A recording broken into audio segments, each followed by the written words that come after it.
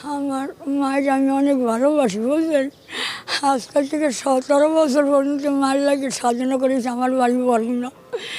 আমি ওই এই নজরুল নজরুল মোল্লা, জাহিদ মোল্লা, হ্যাঁ আমার মামা হয় বরগুনা আমাদের বাড়ি, বুঝলেন। আমি অনেক ভালোবাসি আমার মায়ের। আমার মায়ের লোককে আমি ওই সবাই সই করছে ওই আওয়ামী লীগ সরকার আমলে।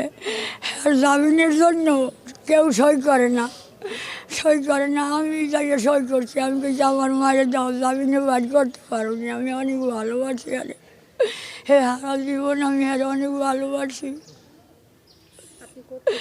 আমি বরগুনা বাড়ি, আমাদের বরগুনা। না গরমের বাড়িতে আমি আনি, আমি ঢাকায় খাই, বুঝলেন। আমি ঢাকায় মায়ের তো আমি অনেক ভালোবাসি। আমার মায়ের যদি চলিয়ে গেছে জীবনে কোনো কিছু দেখতে পারলে না, আমার মায়ের সুখের সুখের কিছু দেখতে পারলে না, সুখের কিছু দেখতে পারলে না, একটা কষ্ট আর কিছু না। প্রথমত বলবো যে এই ক্ষতি পূরণ করার মতো নয়।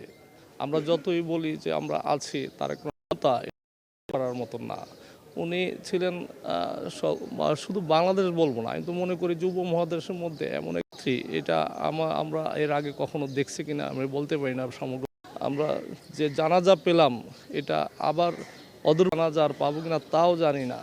আজকে আমরা নেই, যদিও আজকে মন মানে না বলে এই শুক্রবার জুম্মার দিন সকালবেলা ঘুম থেকে উঠে এখানে